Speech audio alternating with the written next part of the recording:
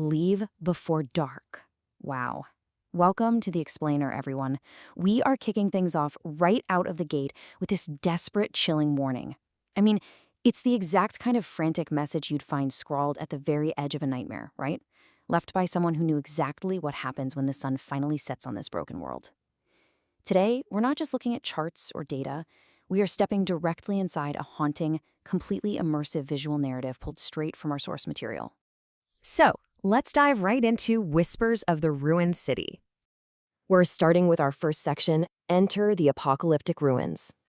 Let's begin our journey right at the periphery of the devastation. Our sources paint this vivid, honestly inescapable picture of total societal collapse. Just look at this macro view of the nightmare. You've got these towering, decayed skyscrapers stretching across a completely dead, sunless skyline. It is literally devoid of life. Those skeletal remains of the buildings, they're reaching up like jagged teeth against those heavy, suffocating clouds. And down in the foreground, you see the flooded, cracked asphalt littered with the husks of abandoned cars. It shows us a society that just stopped, right in its tracks. The lighting here is absolutely crucial. It's this perpetual twilight, which kind of means time has essentially frozen in the worst possible moment. Now notice how the path actually pulls us downward here. We're moving away from those grand dead skies of the city center and descending into these really oppressive, foggy outskirts. Look at the transition in the architecture. We're looking at much older, decaying cobblestone streets flanked by these crooked, rotting structures. And the glow of those street lamps doesn't offer any comfort at all. Actually, scratch that. It makes it worse. It just barely pierces that thick, sickly green mist, highlighting the muddy, rain-slicked path forward. It literally pulls your eye straight down the center, pretty much daring you to walk into the unknown. As we move deeper into this abandoned town, the atmosphere gets incredibly thick. The relentless rain gives you this crazy sensory experience of cold and absolute isolation. But your eyes are immediately drawn upward, aren't they? That grim, hanging figure suspended above the street is just a stark, visceral confirmation that whatever happened here was completely merciless. This isn't just a place people evacuated. It's a place where people met a violently terrifying end. Those medieval-style structures and the crows circling up in the sky just amplify this profound sense of total, ongoing doom. Which brings us to our next part, the woman in the street. So the focus has drastically narrowed now. The environment isn't just a spooky backdrop anymore. It is actively hostile. And as our sources reveal, we are definitely not alone out here. So the absolute main goal is just trying to survive, which naturally might lead you to formulate a desperate set of rules like these as you navigate the debris. When faced with an impossible environment, the human brain desperately tries to create some kind of structure. Step 1, ignore the signs. Step 2, never look down alleyways. Step 3, do not follow the woman. It's a totally logical attempt to maintain control in a space that has completely lost its mind. But, as we're about to see, logic doesn't really apply in the ruins. Because those rules, they are entirely useless. Just look at this aggressive, bloody, scary town sign thrust right into the foreground, literally screaming at us to leave before dark and don't visit this place. But man, it is way too late. You can see the brake lights of an abandoned car glowing in the distance, and right there in the middle of the rain-drenched road, we see her, the woman in white. She's already waiting for us. She isn't hiding. She is a dominant, inescapable feature of this whole landscape. Okay, now we are on this isolated stretch of a dark forest road. And that chilling, rusted sign on the left reading, "Turn back now," it is completely overshadowed by her relentless presence. She is standing dead center, bathed in the eerie, solitary glow of a single street lamp. The darkness of the woods is just pressing in on all sides, perfectly framing her.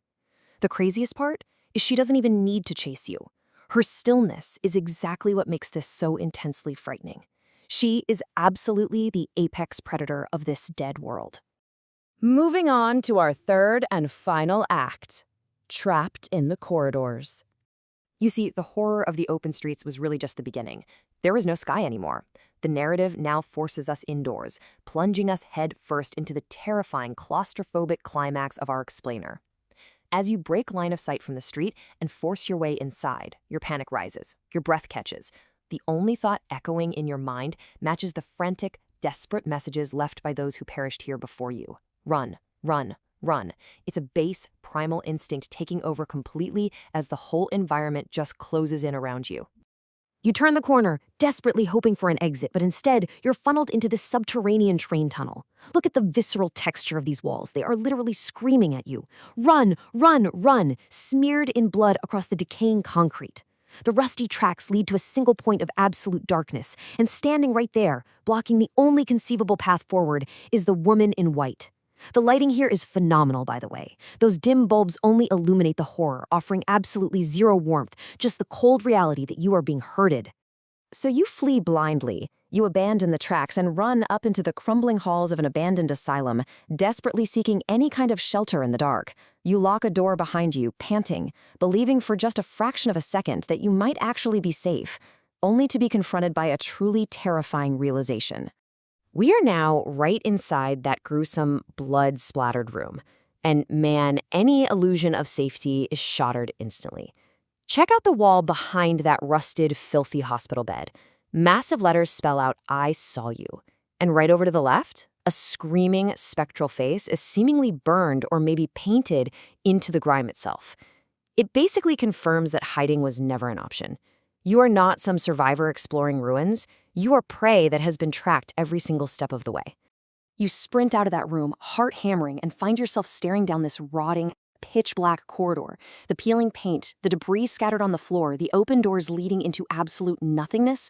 It's just a complete masterclass in environmental storytelling. And right at the vanishing point of this nightmare hallway, she stands completely still. She anchors the nightmare in her most terrifying domain. The fact that she doesn't even need to move toward you is exactly what makes this space so incredibly unnerving. She owns this space.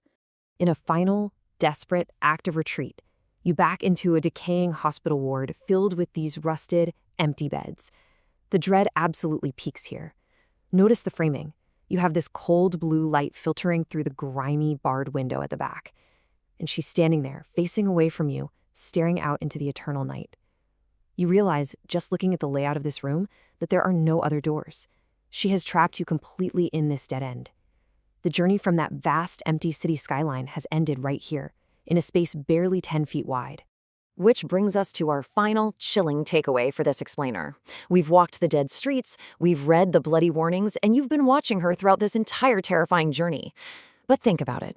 If she is bound to those apocalyptic ruins, who is watching you right now? Thank you so much for joining me for this descent. I hope this structured look at our source material gave you an entirely new and, frankly, terrifying perspective.